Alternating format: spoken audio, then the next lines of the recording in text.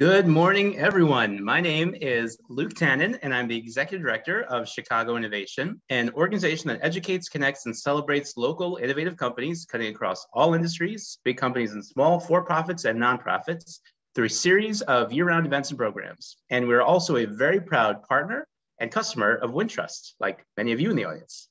On behalf of Wintrust, I'd like to welcome you all to today's event, Virtual Storytelling, when your story goes off script. We have some great storytelling experts who will lead today's discussion. Now, before we meet them, I'd like to let everyone know that if you have a question during the presentation, you can send it to us via the Zoom Q&A while the event is taking place, so our speakers can see what is on your mind and they will try to respond to it at the end. Now, I'd like to hand the Zoom mic over to Erin Siegel. She's the Senior Vice President of Nonprofit and Healthcare Banking at Wintrust, who will be kicking off today's presentation. Erin has been with Wintrust since 2013 and in commercial banking for almost 15 years. She serves as a relationship manager on the team as the main point of contact for all credit needs, managing over $260 million in loans for clients in the private education, social service, cultural, religious, and healthcare industries. Erin's also very involved in the community. She volunteers her time across the nonprofit sector and previously served on the board of Women in Public Finance. And she's currently representing Wintrust on the board of directors at Cole's Children's Museum as well. So please give a warm Zoom virtual event welcome to Erin Siegel. Perfect. Thank you for the introduction, Luke. We appreciate the existing partnership with Chicago Innovation. Your team has really helped us launch several successful virtual events over the last several months. And actually, Chicago Innovation is hosting their own virtual event on March 23rd, focused on the future of sports with our very own CEO, Ed Waymer. So feel free to tune into that as well. Our Wintrust nonprofit group is dedicated to providing ongoing valuable educational seminars outside of traditional banking to our network. And I'm absolutely thrilled to be able to introduce our guest speakers today, who will be focused on virtual events and how the art of storytelling can increase donor engagement. Stefanie Pessis Weil is the Chief Empowerment Officer at Empowered Nonprofits. Stefanie has over 23 years of experience in the nonprofit space, specializing in a consulting capacity to help her clients create fundraising initiatives, execute virtual events, and recruit and engage effective leadership. Kelly Leonard is the Executive Director of Learning and Applied Improvisation at Second City. Kelly oversaw Second City's live theatrical division for over 20 years. He's also a well-known author, podcast, and radio host with direct expertise on speaking to how the power of improvisation changes lives. Thank you for your time today. And we're thrilled that you're able to join us for this thought-provoking topic that will hopefully help drive future success in your fundraising initiatives. Now I'll hand it off to Stefanie to kick it off. Hello, everyone. Good morning. Kelly and I are so excited to be here. I am going to be screen sharing a few things here and there. So please bear with me as I am switching back and forth. Kelly and I have about an hour and 15-minute long presentation, and then we are going to take some questions at the end. But right now I am going to screen share with you so that we can get started. So just bear with me for a second. Okay, here we go. Here we go. So Kelly and I, as Erin just introduced us, I am from Empowered Nonprofits and I am the Chief Empowerment Officer. And Kelly is the Executive Director of Second City. And we are going to be doing virtual storytelling when your story goes off script. So this year has been a real challenging year for all of us on many levels, and especially in the nonprofit fields. We have had to really pivot. That word has been so overused at this point, but it's a really good word. And what really hasn't changed is that we all have a story to tell. Every nonprofit has an important mission, and we can convey that in a variety of ways. So today we're gonna help you understand how important storytelling is to raise essential dollars for your mission and to elevate the profile of your organization. And it's really important. Storytelling is really essential in how we're connecting donors with our mission, We need to inspire them. And it's really a way for you to illustrate how they can have an impact on your organization. Today, we're going to focus on 4 really important things: storytelling, the importance of connection, co-creation, and resilience. So basically, what I'm going to do now is before we really hop in, I am going to share a 4-minute long story with you. It is a story from a client that I recently worked with called the North Lawndale Employment Network. This is a story of Bernita, and a wonderful production company called P3 put this together. So I do want to give them credit. But we use this video as a way of telling the story of the organization. And I thought it would be a really wonderful way to start off today. So give me a second while I switch over to this piece, and we will get going. Hold on, here we go. We got food, lunchables, and clothes. We got a pillow. Anybody want a pillow? Who's saying that? I can't see you, babe. Oh, here. If I can just let someone know that there's help out there, whether it's small or big to others, that is part of my purpose in life. Okay, we're leaving. We left the food and the clothes. God bless you all. I may not be a millionaire, but my lived experiences can help a lot of people. I made some bad decisions and got involved in criminal activity. So I eventually was sentenced to 4 years. Correctional facilities tear away every piece of dignity you thought you had. Because when I left, they always say, well, see you next time. No, you will not see me next time. When my parole officer told me about U-turn permitted, I said, okay, let me just go. It's my way to get outside, because I was still on the van and in the house. First time I met Bernita, I can remember her coming through the doors and U-turn permitted. She demonstrated that servant leadership style early on, and I became really impressed, with her consistency. Jose began to talk about how you cannot let others' opinion of you stop you or slow you down. That was just amazing to me. Like, these are real people, and they're treating us like real people. It changed my life completely. When I graduated, my coach recommended me for a position with the Ready Chicago program. Ready works with highest risk individuals in North Lawndale who are shooters or in jeopardy of being shot. We're offering cognitive behavior therapy along with employment opportunities for them. There you go. Oh, I got 2 new job leads for my kids. Wow, a plant manager. I get to advocate to different employers why they should hire my clients after their 18 months with Ready. The fact that I walked in the door day 1 with the electronic monitoring band on my leg kind of relaxed the guys. They're like, okay, she's not hiding. That is what NLEN instilled in me. Let them see all your wounds and scars, but bring the spotlight onto what you're doing now to better yourself and help them. She turns into a mother figure, greeting the participants in the morning, uplifting them. This job is more than a job to her. So I believe that connection of a person who really cares goes a long way with the participants. The first day I was with Ready, it was Miss Bernita. Now it's Mama B. It's nothing I wouldn't do for them. Nothing. I'm sorry. She is consistent with whatever it is that she says she's going to do. And if she can't do it, she's going to go to extremely great lengths to try to find resources to help participants out. She gets her drive from being incarcerated and then seeing how it feels to want somebody else to help you. I believe that was her main focus and goal, is to pay it forward. I'm honored to accept the award. I'm proud of the work that I've done, and I'm proud of the relationships that I've developed since I've been with them. And for them to recognize me for that, that's not why I do it. It's not, but I thank them. I do.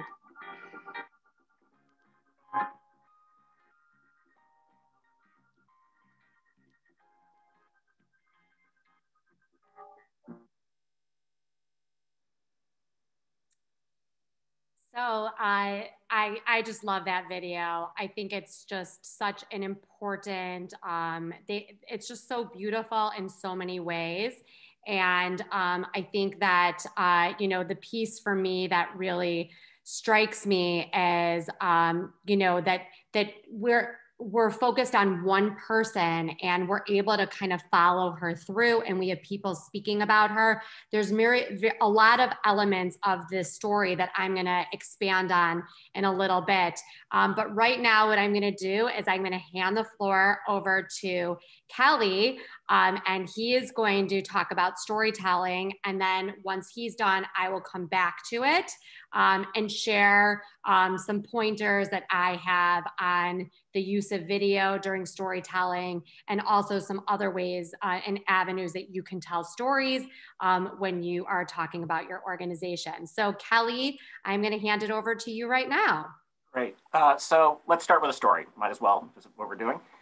So it's about 13 years ago, and I'm here in my office at the Second City, and it's a Friday. And at the end of the day, around 5 o'clock, and I'm getting my stuff together. And my son, Nick, is upstairs, and he's finishing his first week of improv classes at the Second City. And here's what you need to know about Nick at the time. He was 10 years old. He was chubby. He has weird theater parents, so he's kind of like a weird theater kid, and he gets bullied at school. But this week is great. He's having a great time, and comes down, hops in the car. We're driving out of Piper's Alley, and he says, "Dad, you know what I love about improv class?" I go, "No, buddy. What do you love about improv class?" He says, "In improv, if you're nice, you're funny, you're popular." I just think to myself, that's actually the world I would like to live in. So I started at the Second City in 1988. It was my first gig out of college. I was a dishwasher. It's not as glamorous as it sounds. The back bar in those days at the Second City was filled with alcoholics and sociopaths, and I'm not actually making that up. You could also smoke in the theater. This is 1988. So just imagine people packed in, terrible. And I don't know if you know how Second City is set up, but we do two acts of scripted content, and then a third act that is improvised, where the actors are making it up. And the cast in those days, I mean, Bonnie Hunt and Mike Myers were on the main stage. Jane Lynch was in. Chris Farley had just been hired in the touring company and was constantly getting in trouble for breaking stuff. And when I'd come around to these improv sets, it felt like absolute magic. But you work here a little while and you learn it's not magic at all. So I'm not going to bury the lead. Improvisation is yoga for your social skills. Improvisation is loud group mindfulness. Improvisation is a practice in being unpracticed, which is how we walk through the world every day. Thanks for the note on my mic. I just fixed it. So if you're hearing that and it surprises you, it might not if you knew the origin story of the Second City. Actually, the improv games that everyone learns when they get hired in the Second City were developed by a social worker in the 1920s by the name of Weil, and she was working at Jane Addams' Hull House. And her job was to better assimilate the immigrant children who were coming into her care. So she developed all these games so the kids could come together and empathize and communicate. A lot of the games are in gibberish or silence because the kids didn't always share the same language.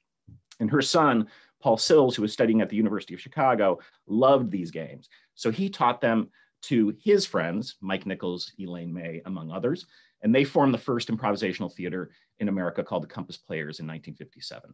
And that turns into the Second City in 1959. So Stefanie, the story I just told, which is a part of a TEDx talk I gave, I think illustrates three elements that I think are important to storytelling.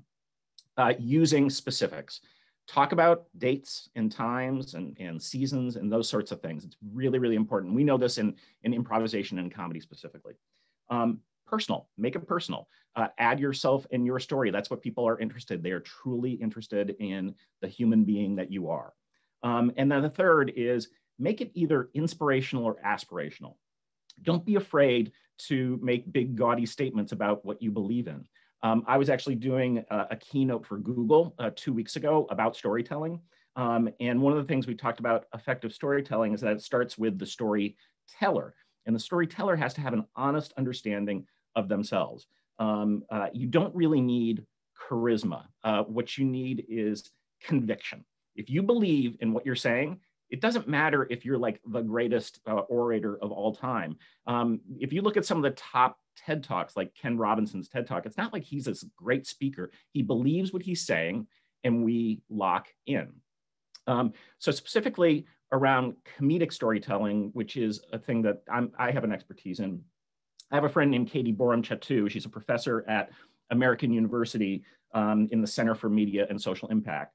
And she talks about 5 different ways that comedy is highly effective in communicating messages. And I think you might find this interesting.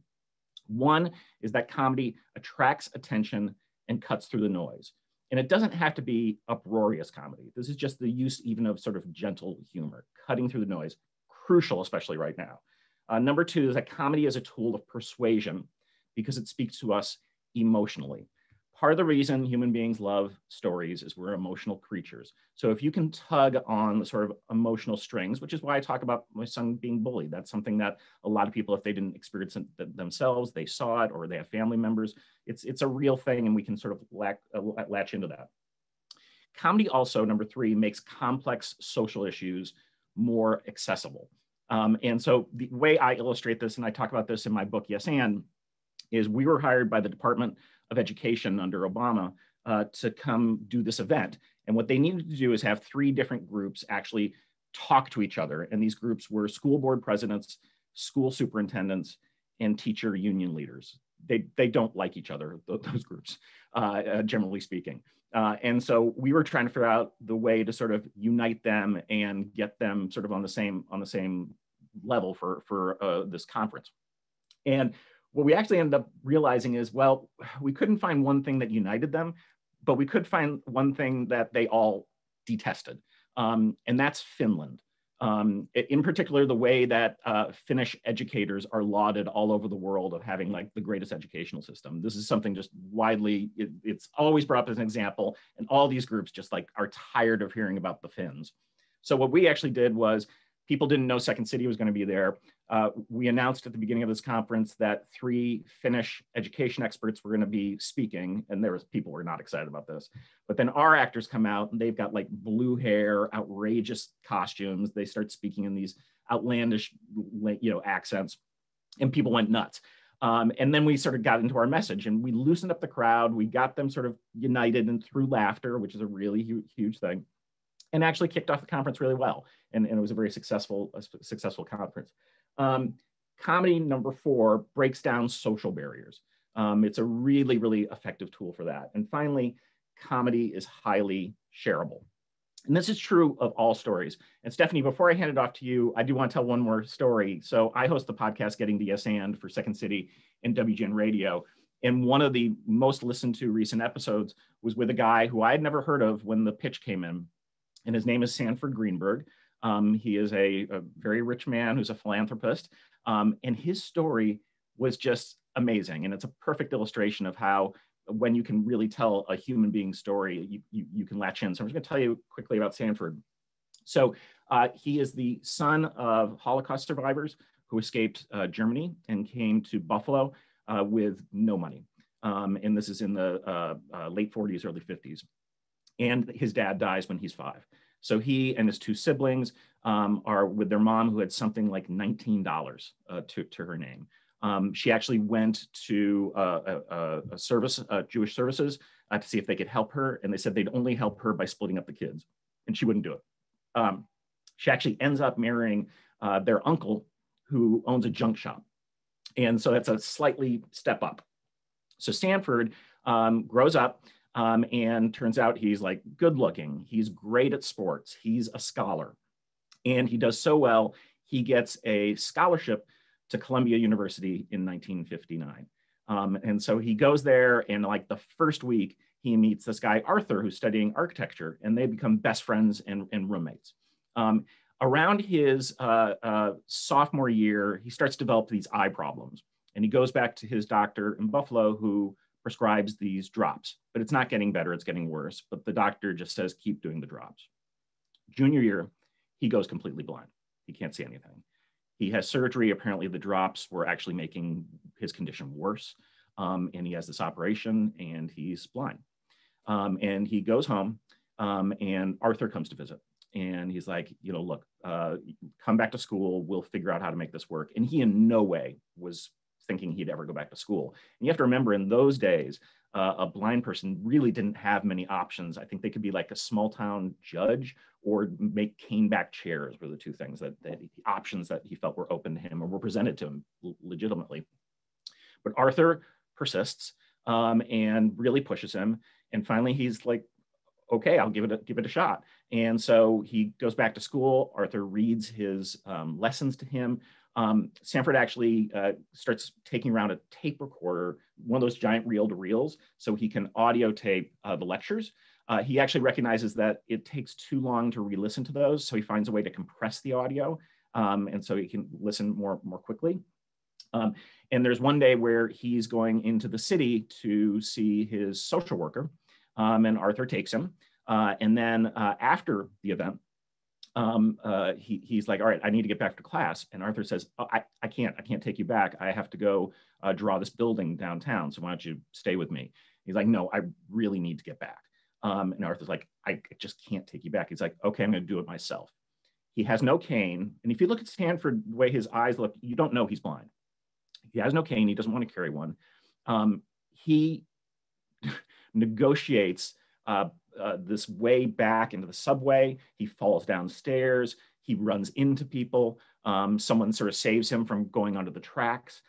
He is bloody and bruised by the time he gets to the campus. And he's walking on campus and he hears a voice behind him say, hey, buddy. And it's Arthur, and he's been there all along. And while Sanford was furious, what Arthur was really doing was teaching him that he can do it. He can make it himself. The cool thing about this is that guy Arthur didn't end up going into architecture. He went into music, and it was Art Garfunkel, who became Stanford's lifelong friend. Isn't this story amazing? It's like, it was something I couldn't believe. And one of the things I loved about talking to Sanford, and he said that people without sight have a special reverence for trust because they have to. And I asked him, I go, well, have people let you down? You know, when you've given them trust? He said, maybe twice, 3 times. I'm like, that's a good batting average.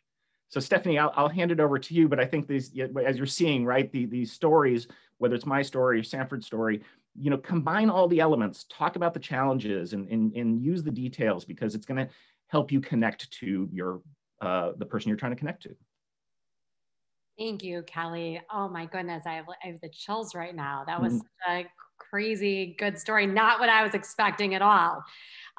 So I guess the element of surprise is also really important as well. Okay, so I'm going to reshare my screen right now so we can talk about the importance of storytelling. So here we go.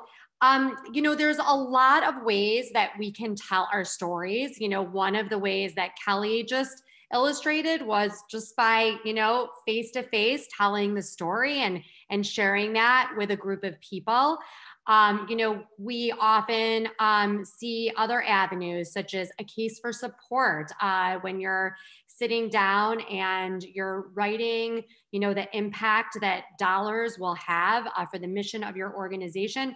Oftentimes we incorporate a story into that case, or maybe a couple of stories to illustrate the impact that those dollars might have on somebody in your organization. We can tell stories through pictures. You know, throughout this presentation, you know, Kelly and I have shared pictures. Sometimes just a visual is a beautiful way to pull people in to your mission. Videos, as you just saw, you know, through Bernita's story. A lot of us are using virtual events right now, and we're incorporating video stories. We're using it through videos on social media as well. And those might be shorter, you know, 10-second, 30-second, 1-minute long videos. we're verbally telling our stories, such as Kelly just did, we can tell them in in-person events or on Zoom meetings. Also through our website, having visuals, utilizing video, a variety of different avenues on our website can be used to tell your story. So make sure that you're doing that and you're not just providing information and facts. And then of course, social media, one of the most commonly used ways of telling stories right now. People post just words up there. They're using pictures, they're using videos. These are all really important avenues for us to be able to share the importance of our mission. Okay. So here we go. When we're talking about the use of video in the age of COVID-19, because that's really a huge area that we're seeing nonprofits go right now, and that we're helping nonprofits go right now. A couple of questions that we want you to ask yourself before you are embarking on your storytelling. So who's your audience? Who are you directing this to? Are you directing this to a donor base of support? Are you, is it, the individuals that you might want to be recruiting for your services? So make sure you understand who your audience is before you embark on this effort. What message would best resonate with that audience? For North Lawndale, they decided to tell a story of somebody that was really truly impacted by the program, a success story. And the message is that your dollars can really help impact even more people.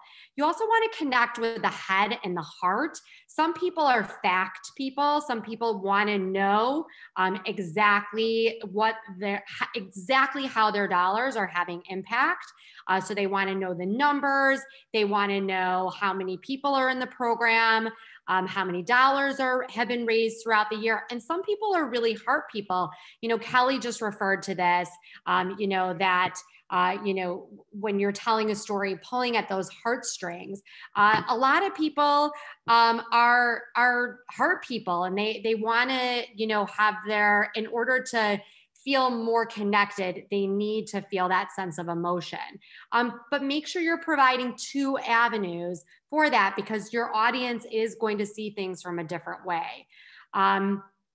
We recommend that you feature 1 to 2 strong main characters throughout your video, because if you add too much in, it can get very distracting. If you can really go deeper and describe the story and with more breadth, often your audience will be able to connect with that person on a much deeper level. When you are filming, let your speakers talk. The beauty of video is that you can always edit things out.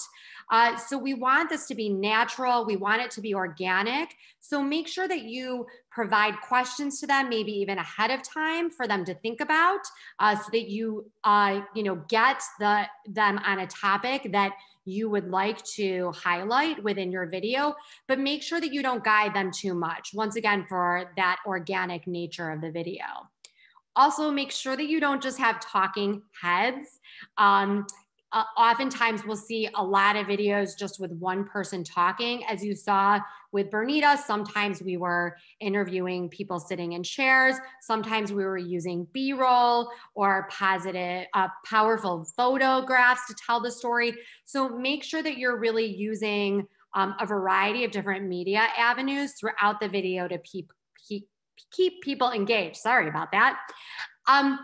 Also, longer isn't always better. And it also depends on what you're filming. So if you are showing a video at a gala, 5 minutes might be completely appropriate for that, but somebody's probably not going to watch a 5-minute video on social media. So you might want to take whatever content that you have and boil it down to maybe 30 seconds and use that to tease an event or to just highlight the program that you're conveying in a very short period of time. And always incorporate some sort of compelling call to action. throughout your video or at the end of it. You know, how can they connect with you? How can they get involved? How can they donate? You know, is there a program that you're launching? So just ensure that there's something in that video that is saying, okay, we just showed you this, you just connected with us. Now how can you partner with us? So now I'm going to hand it back over to Kelly. He's going to talk about connection, and I will be back in a couple of minutes.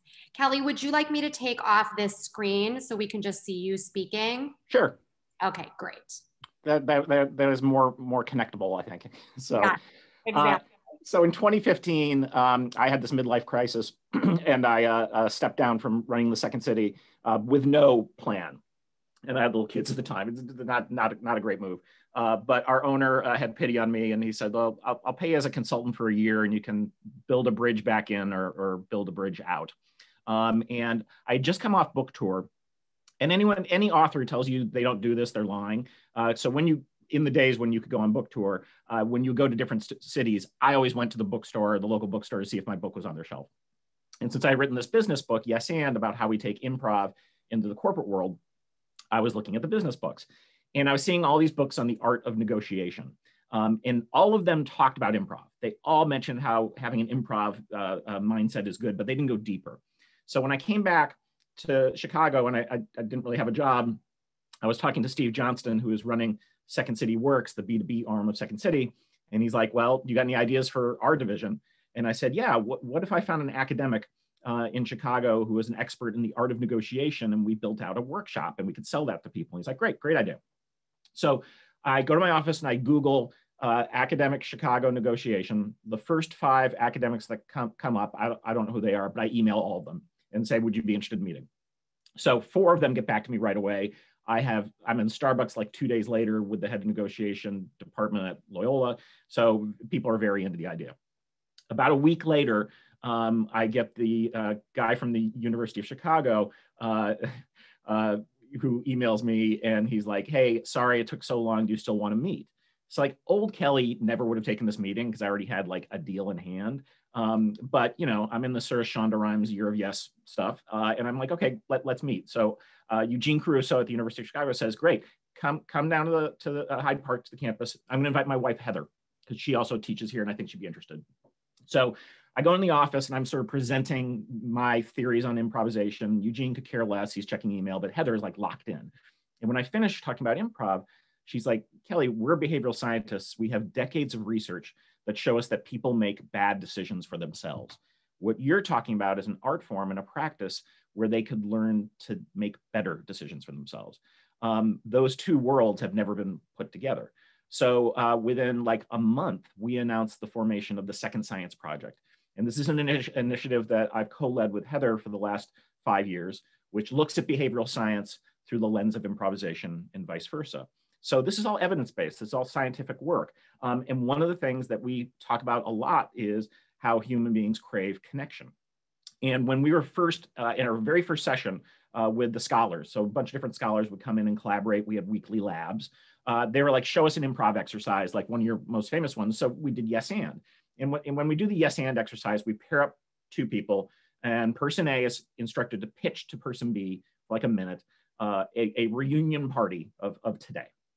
And the job of person B is to say no in as many ways as possible to every initiative. We all know how this feels. We've all been in this meeting. But the experience of having it happen to you, this is why improvisation is a pedagogy. You learn by doing. So they do that. Then we have them reverse, and the other person pitches. And person A, then their job is to say yes, but to every initiative. Now, for some people, that feels better. For some people, it feels worse. What we say is like, yes, but is basically no with a top hat. You're actually getting the no shiv. It just sounds nicer. And then the third is where everyone yes ands every idea.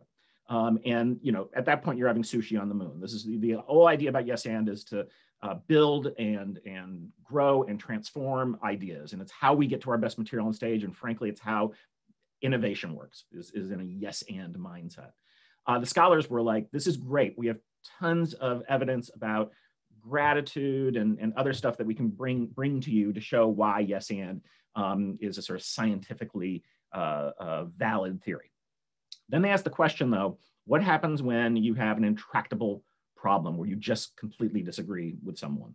We didn't know what they didn't know. And so we kind of went back and they did some research and we did some improv practice and conversation. And by coming together, we figured out this sort of fourth pillar of improvisation, which is thank you because. And the idea here is if you are having a conversation with someone that you disagree with fundamentally on what they're saying, the way you stay in that conversation is first thanking them when they share their position that you don't agree with, because that does set off the gratitude part of the brain. And then the because is crucial. You have to find something, some element of what they're saying that you do agree with. So the example I often use with this is in talking to someone who's anti-vaccine. I am not anti-vaccine, adamantly so. But if I need to stay in that conversation, I would maybe the thing I find with them is like, look, thank you for sharing that information because I know that you care for your child so much. You don't want to hurt them by giving them the vaccine. I feel the same way. I don't want to hurt my child by not giving them the vaccine. So the important thing is that we agree on that one point. We have run this study thousands of times. There's a paper coming out next year about it. And it's overwhelming how much longer people stay in these conversations and then also feel that they can get somewhere with their partner, even though they have this fundamental disagreement. Interestingly, we also ran it where only one person did the thank you because, the other person did it, and it was still more successful than just the arguing that normally happens. I think this is important in terms of understanding how we need to connect. And I really do think it comes down to gratitude. I interviewed Adrian Gotzik and Chester Elton. They wrote this book called Leading with Gratitude. And they say there is a staggering gratitude deficit in the work world. So if we can enter conversations where we replace blame with curiosity, so that our first sort of moment when we walk into these conversations is to be curious, we're going to be able to get over these sort of stumbling blocks. In improvisation, we say you need to see all obstacles as gifts. And when you do that, you can find connections sometimes in even some of the strangest places. Stefanie, I'll pass it back to you. Kelly, I couldn't have asked you to set up my next section more perfectly. Perfect. So here we go. This was Kelly's thank you and yes and thank you because section. And I am going to focus on creating connections. We really want to ensure that, that our donor base of support, that our board members who are donors, by the way, we have to see them as that as well, that we are thanking them and showing gratitude, and that we're connecting with them in many different ways, even in light of the pandemic, really taking into consideration how are we connecting with our donor base of support, with our constituents.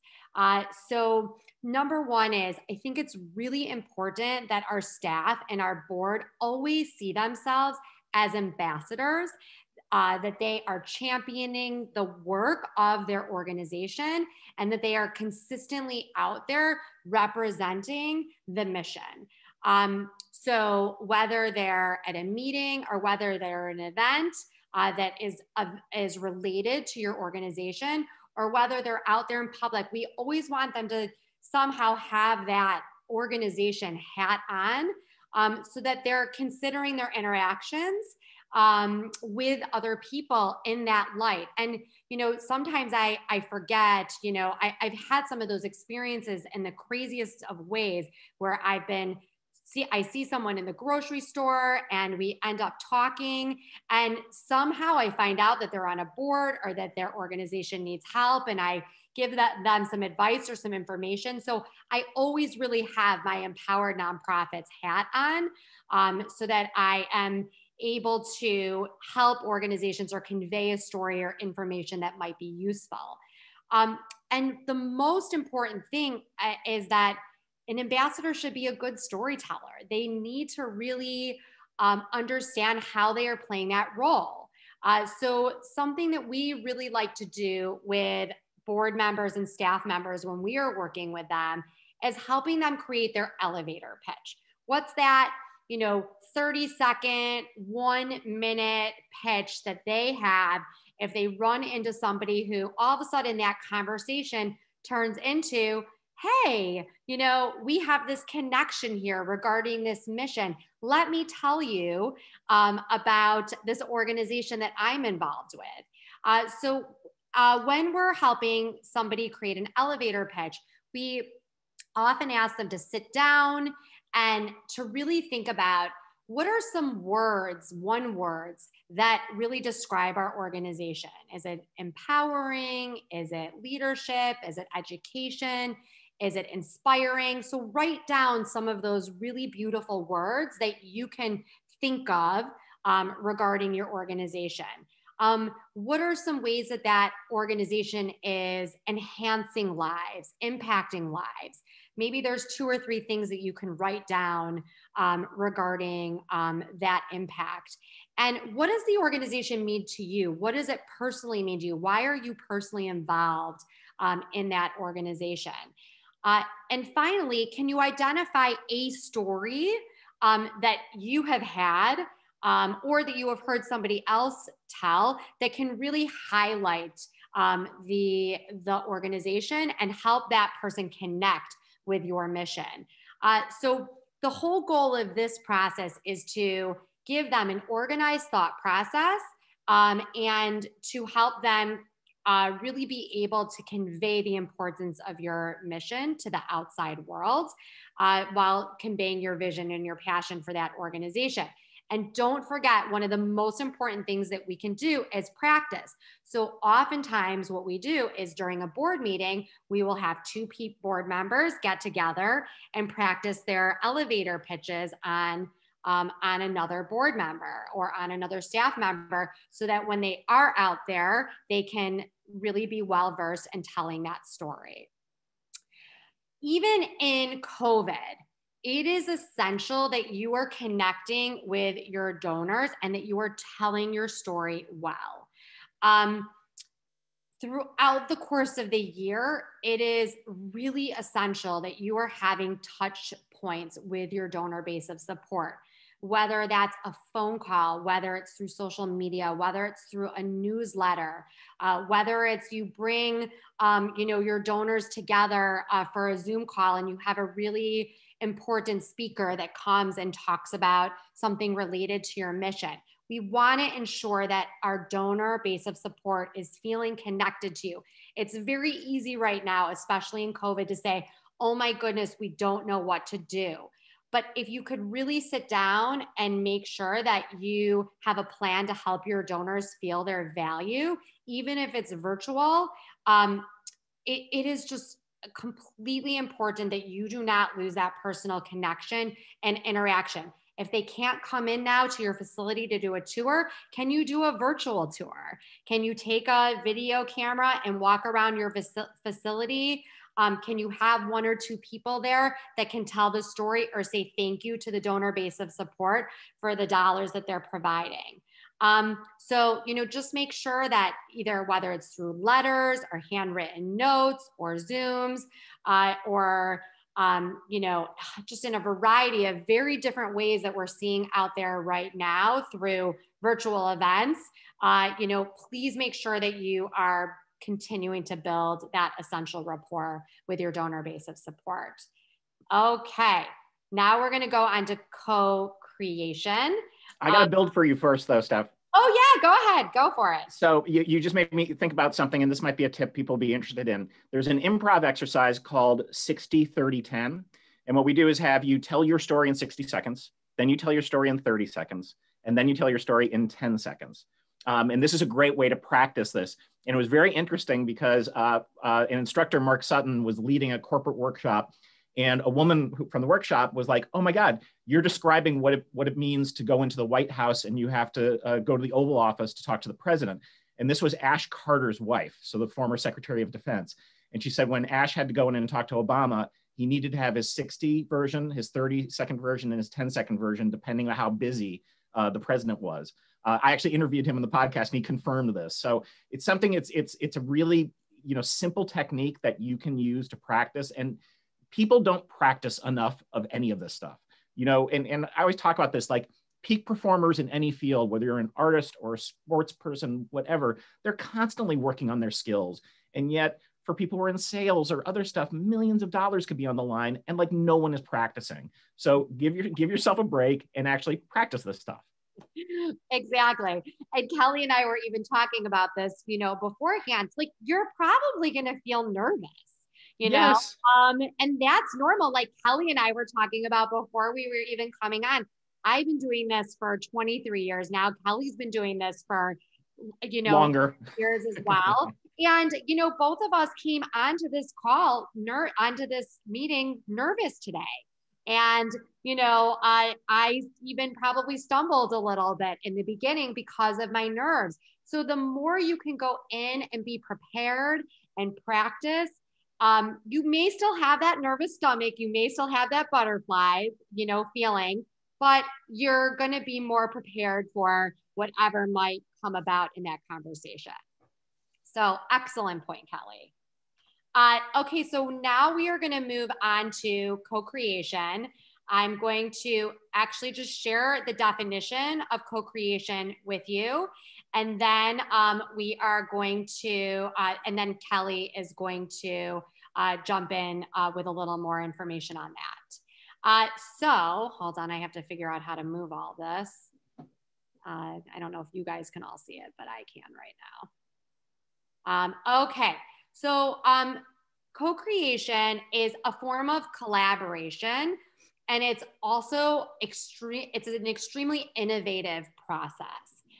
The point of it is to bring together a group of individuals that will have a goal of really tackling something and finding ways to improve that topic together. Instead of keeping those ideas to yourself or just working on that idea individually, some of the most beautiful ideas come from working together in a group, brainstorming, and really bringing that process together. And it's also really important to bring people together that have different points of views as well.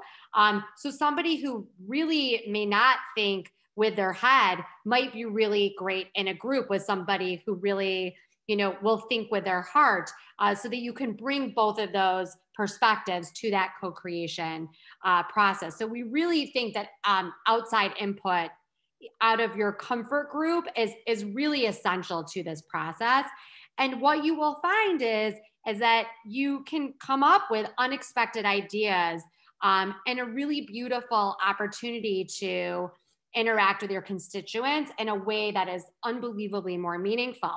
And that we have also found during this time of COVID, that, you know, if you are up to it and you're willing to really challenge yourself to think outside of the box, which is something I'll talk about a little bit later, that really we're seeing organizations do really incredible things. So I am now going to pass it back over to Kelly. Thanks. So Second City, of course, has been crowdsourcing and rapid prototyping since 1959. They just didn't call it those things. We take suggestions from the audience to create our material. We adjust on the fly based on whether they're laughing or not laughing, more importantly. The Simpsons, actually, we were lampooned. They had an episode where Homer came to Chicago and he comes to Second City and he's shouting out suggestions and he's wondering why he isn't getting paid because he's co-writing the show. Always an honor to be lampooned by the Simpsons. I just interviewed Sunil Gupta for the podcast. It hasn't aired yet. It's going to be up in like 4 or 5 weeks. He's the CEO of Rise, the health app, and he has this incredible book. It is one of the best business books I've read of recent vintage, which is called Backable. And he starts the book by talking about how when he first went out for funding for Rise, he failed miserably. And he actually got invited to speak at a failure conference that was then written up in the New York Times under like massive failures, and it's his picture. So that's where this book starts. And then he tells the story about this woman. It was a woman who lives in the border town. She's a refugee. This is in border town, Pakistan and India. And she has no running water, no electricity. And she has a book about Henry Ford. And she reads it by a kerosene lamp late at night. And she just dreams of one day becoming an engineer and working at Ford. Her parents actually raise enough money to send her to go to college in America. And so she gets on the boat and she's waving goodbye, doesn't know if she's actually even ever going to see them again. She graduates Oklahoma State University with a degree in engineering, and she gets an interview at Ford. When she shows up, the hiring manager looks very strange and basically says, we don't have any female engineers. We don't hire them. And she starts to leave. And then she decides to turn around and tell this hiring manager her story, how she grew up, how she didn't have any of these amenities and read this book, and basically says to him, you don't have any female engineers. How about making history and hiring the first one? And he hires her. And that was Sunil Gupta's mom. That was his mom. So I love this story. And the part I love most about it is when Sunil went for his second round of trying to get funded for Rise, he told that story. And when one investor, someone asked them, why'd you decide to invest in this app? She said, oh, the story about his mom. So, I mean, it speaks to something, right? In the book too, Sunil talks about the fact, and I don't know if you guys know this story, it's been told before, but in the 1940s, instant cake mixes first showed up on store shelves, and they didn't sell at all. And everyone was like, why didn't they sell? So they hired this famous psychologist who is the guy who invented focus groups. And he realized that it was too easy. So they took out the egg that was in the recipe.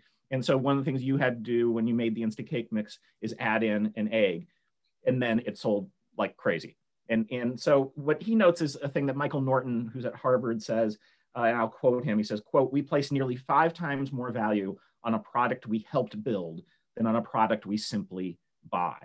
And I think this is one of the enduring reasons that a place like Second City has done so well for over 60 years. And remember, we do original content. Like what other arts organization just does like new work and is really commercially successful? But what we've done is we've tested it out and co-created it with our audiences. And they've already told us what works and what doesn't. And everyone has their fingerprints on the show and they feel like they're completely invested. I had on Carter Phipps, who co-wrote a book with John Mackey from Whole Foods. And he says you need to think in terms of a win-win-win. So it's not just the win-win situation. The win-win would be you and me. But the third is who else is going to benefit from our collaboration becoming successful. So that creates even a bigger kind of co-creation when you think about how you want to persuade and talk and collaborate with your potential clients and friends and colleagues. Before I pass it over to Stefanie, I interviewed Frances Frey, and she co-wrote a book called Unleashed with Anne Morris. And this is maybe one of my favorite phrases about kind of what we're talking about. And they say in the book, quote, we believe the future of work depends on our willingness to exchange the gift of each other's transformation. The gift of each other's transformation. What a valuable way to enter the conversation of co-creation. If we're really looking, in improv, we talk about this all the time, the need to be others focused. Before we go on stage, before any event, whether it's a workshop or a show, everyone goes around and pats each other on the back and says, got your back, or virtually puts it in the chat like I did. So that is a thing that we do. And I think it's an orientation that towards co-creation, which is not a natural orientation. We are not born to say yes and. Our default setting in behavioral economics teaches us this is to do nothing or say no. So you need to have these nudges, whatever works for you, to get you to be in that more collaborative space where you're willing to have other people's fingerprints on your ideas. Stefanie, I'll pass it over. Kelly, I'm going to remember that for the next time my children say no automatically to one of my requests. Oh, the parenting thing is a whole other thing. You're just wired that way, I guess. Okay, great. Thank you. Okay, so we are now going to move on to resilience. So give me a second to share my screen for a moment. Okay, here we go. Resilience. I think we all know that word from the past year.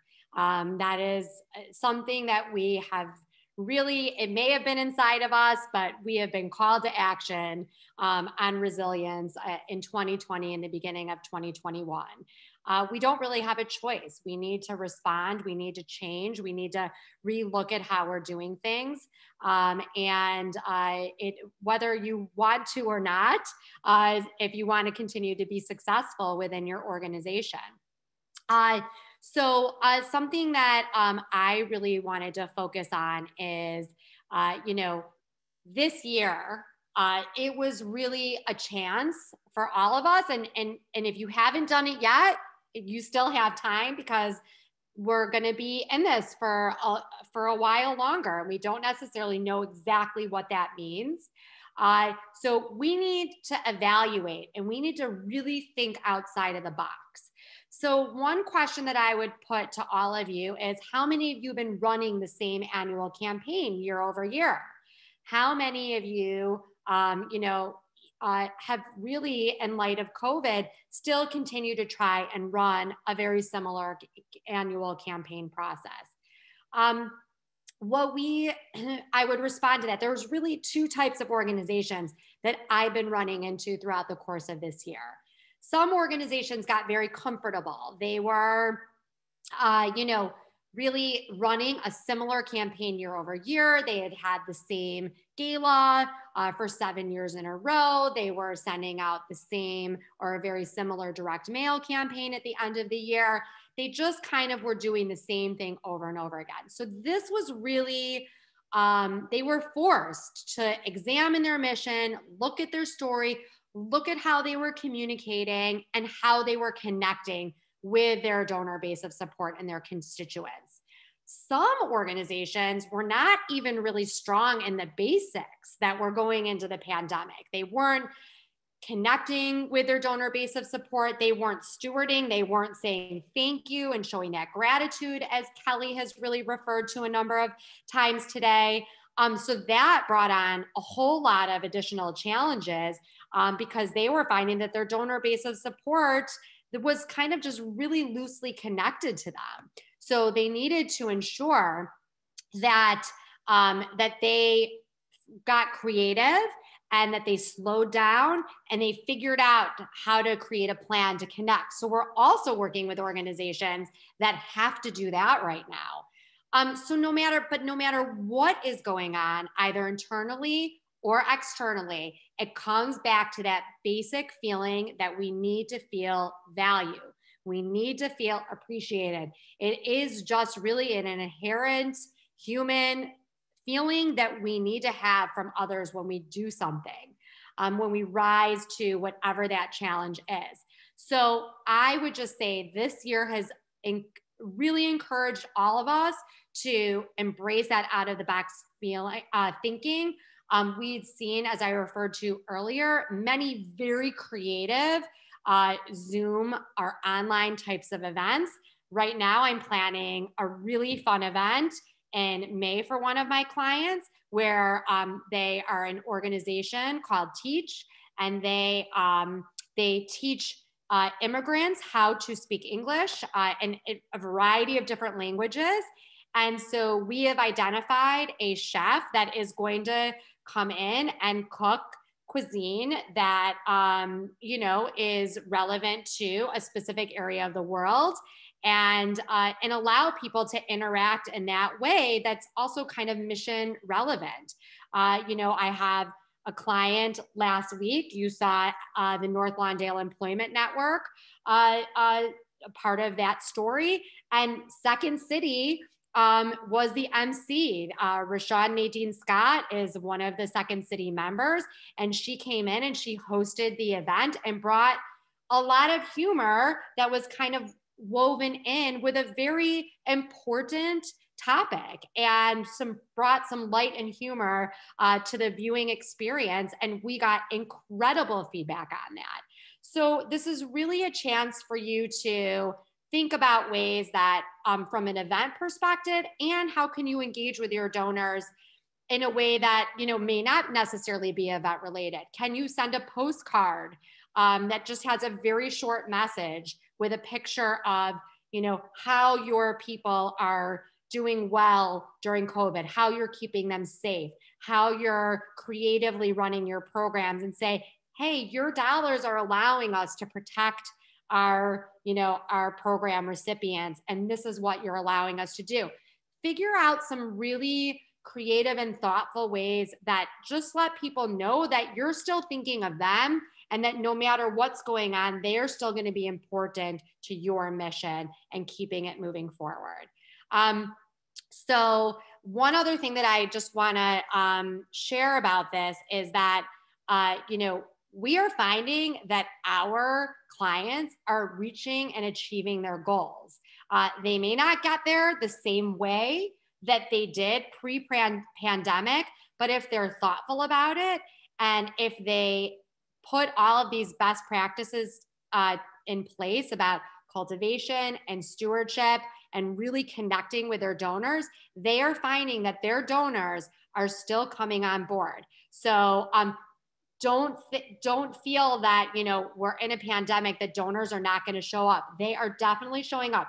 They may not necessarily be coming in at the same levels, but some really are. And what we're also seeing is it's been giving organizations an opportunity to really broaden the amount of corporations, the amount of donors, maybe on smaller levels. You know, maybe we're seeing more gifts in the $100 range or the $250 range instead of the $1,000 or the $5,000 range, but lots of gifts, you know, over, you know, people spread out over the country that are able to attend your virtual event, making $100, $250 event gifts, excuse me, instead of, you know, 250 people attending your event is really an incredible opportunity. Kelly, oops, sorry, I need to go back. We're not actually at the question and answer section yet, but Kelly has a little bit to share on resilience, and then we are gonna hop into a Q&A. So Kelly, take away our last piece. So I just wrote this down when you were talking. We were working in Second City with Yale Exec Ed, and before COVID, and then it shut down. And I saw this post that Heidi Wood Brooks at Yale posted about a thing that she started doing in her classes. And this is all about acknowledged suffering at work, which we're not good at. Culturally, we are not good at that, and we need to get better at it. Suffering is a part of the human condition. We are all humans. If we want to be peak performers, we need to sort of deal with all of our human stuff. So this is an exercise she does when first day of class with a new class. She gives everyone a slip of paper and a pen.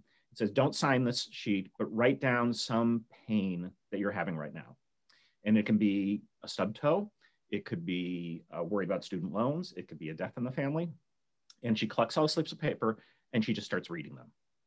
And it really affects the room because they recognize that there is a lot of pain that different people are living with and dealing with. And just this acknowledgement reduces some of the burden. So the woman who was running Exec Ed at that time left to go run learning for a very big soft drink company in the United States of America. And right after we all got shut down, she reached out and was like, hey, does Second City have something in the area of resilience? And I'm like, yeah, that's that core area. She goes, I need something delivered to our people online. They're dispersed. They're feeling scared. They're not connected.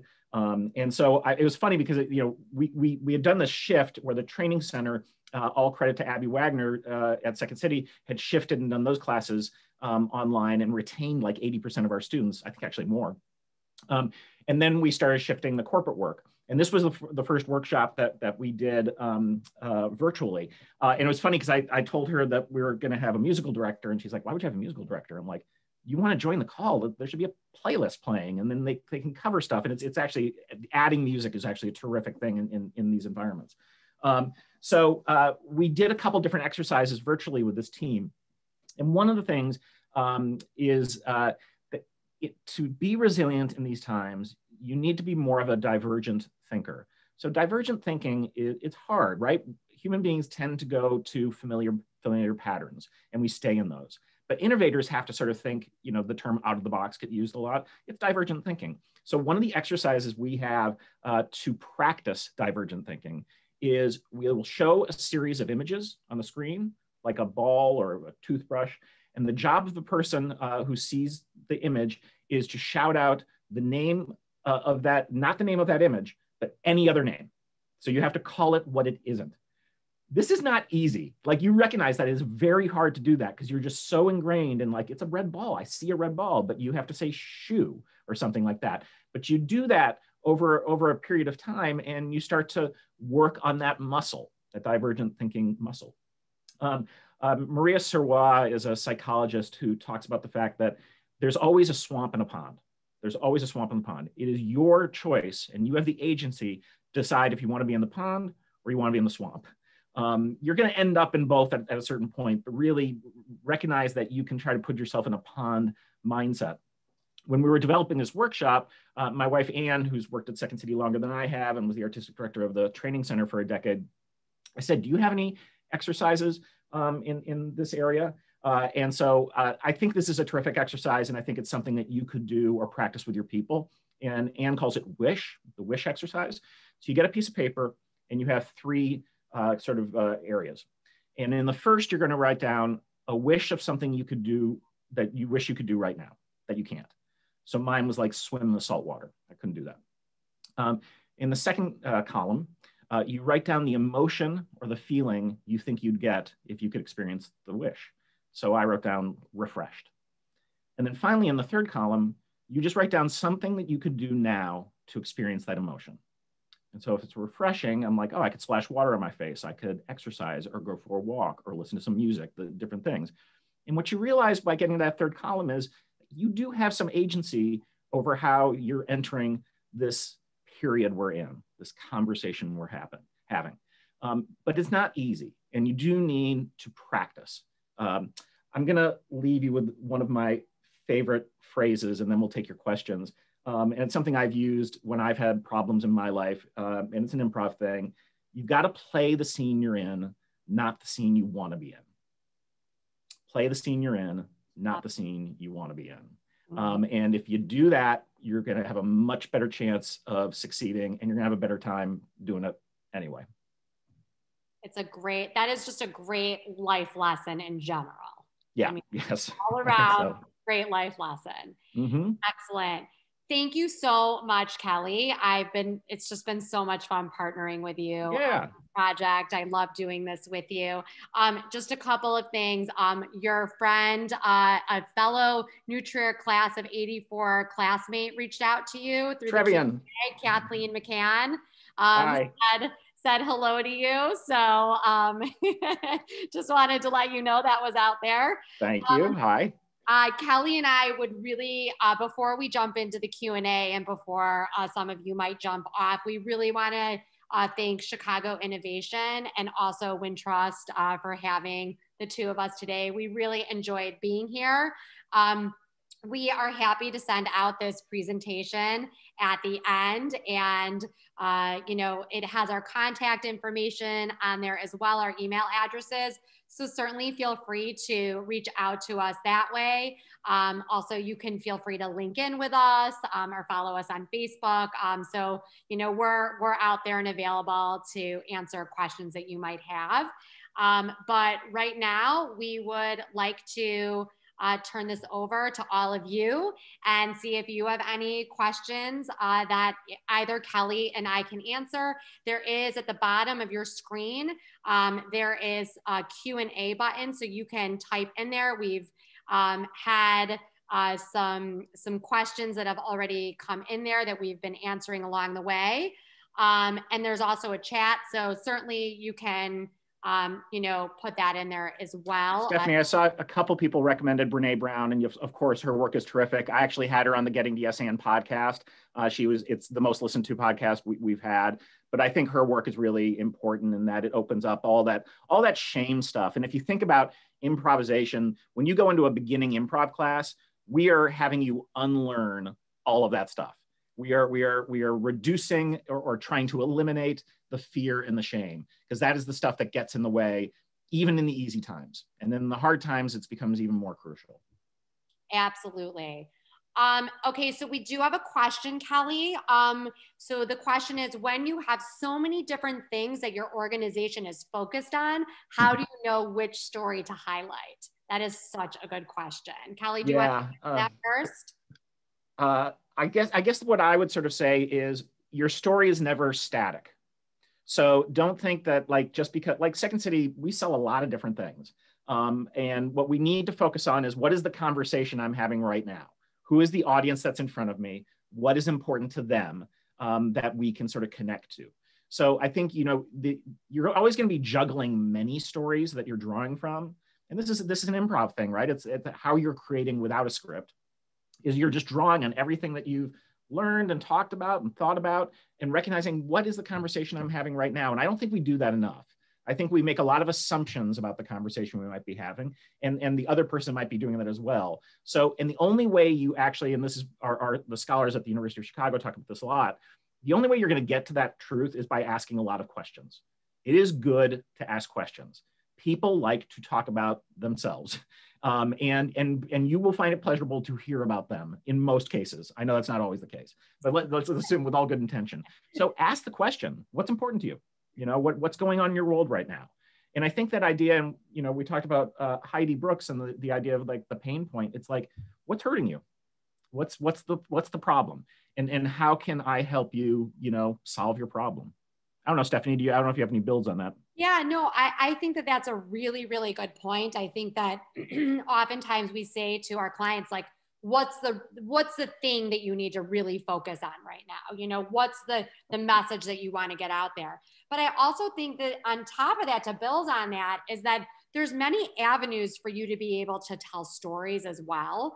And so you could tell brief stories through your use of social media. You know, everybody has an iPhone or some sort of camera in this day and age. It's very easy to film. It's very easy to tell a story. So you can get multiple stories out there. But I would say that I agree with Kelly in the sense of, if you're doing an event, if you're doing something like a really professional production, finding that one point of, you know, that pain point or that, you know, thing that needs to be highlighted this year is the way to go, because people can wrap their minds more around that. When you have too much going on, it really can be very distracting. So spend time with your group, you know, sit down, interview donors, you know, find out what is appealing right now. What's that main point of, you know, essential discussion that needs to go on this year. So I saw one of the questions was about how you get your story shortened. And I gave the one example of the 60-30-10 as a way to practice it. And that of course is one way to do it. I mean, you know, in our field, brevity is the soul of wit, I think is the Shakespearean quote. It's hard to pare down. It's hard to edit. It takes practice. And so saying your story out loud to a family member, to a colleague, try your stuff out. Sunil Gupta, who I talked about earlier, has this in his book a ton, which is he just didn't practice. And he thinks back to law school where they practiced all the time, you know, in terms of getting in court. But if you have something so crucial, you've got to practice it. Steph, I don't know if you have anything additional. Yeah, practice. Yeah. That's how you get it down. You know, the more you practice it, and write it down. Write it down, yes. You know, so that's how you can get it short and succinct. Someone else asked a question about getting everyone on board. Give everyone voice. So everyone needs to be able to tell their story and know that it matters. So that it's like, you know, when you call meetings, make sure that the people who are there have a role to be there, and try to get rid of distractions. So Adam Alter is at the NYU Stern School of Business, and he has this fantastic book called Irresistible, which is all about the way technology gets in our way. And I know we're slaves to technology now, but there was a study that he draws on, which is that even an upside down cell phone, so a cell phone whose, you know, it's the back facing up on a table between two people, limits people's ability to communicate with each other. It distracts them. So, you know, putting our phones away, our computers away, or asking on the Zoom call, make it a smaller group that really is, hey, it's going to be 10 minutes or 15 minutes. That's it. I just need your undivided attention. And that also means everyone has to be invited to speak and to share.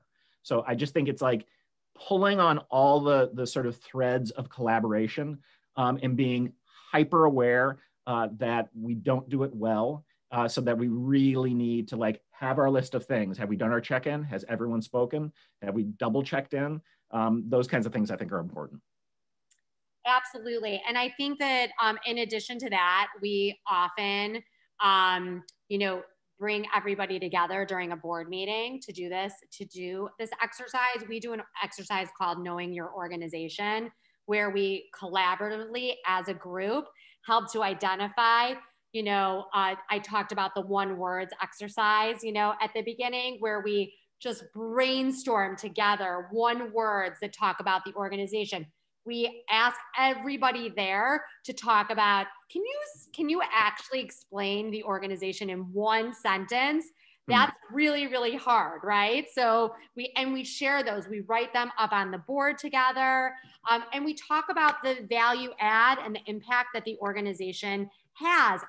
But with all of that information that we put together, people can then begin to formulate their own stories. And people get excited about that. It's fun to see everybody on the same page. It's fun to really get excited about the mission of the organization together. It's a really bonding type of activity. And I've even done it successfully over Zoom. Of course, it's much better when you're in person and you can really feel the energy in the room. But even on Zoom, I've had very successful sessions with people. So I would just say, like, anybody that is going to be an ambassador, bring them together into a Zoom call and just have this be the point of your conversation while you're together. I'll just add to that, you know, reminding yourself that the reason people get up in the morning and do these things is often not for a paycheck. It's because of meaning and purpose. And the fact is, meaning is made in moments. Meaning isn't made just in mission statements. Mission statements are great. They're inspiring and aspirational, but it happens in the moments. That's the thank you that we were talking about. That's the noticing that we're talking about. So you can really go a long way by just having a true human moment with someone. And that also allows you to make the inevitable mistakes and recover from them. Because people love second acts, especially in America. They will forgive you your mistakes if you have shown yourself to be a person who, you know, cares. Absolutely. That's such a great point. Such a great point. Excellent. Well, I don't really see that we have any other questions. I think we're done. True. I know. We did it. Thanks, everybody. Thank you so much. Thanks for the great feedback. We're so happy to be here. And once again, thank you to Wintrust. Thank you to Chicago Innovation. Kelly, once again, thank you to you. Thanks, this Stefanie. was really fun to partner together. And please reach out to us if you have any other questions. Thanks, everyone.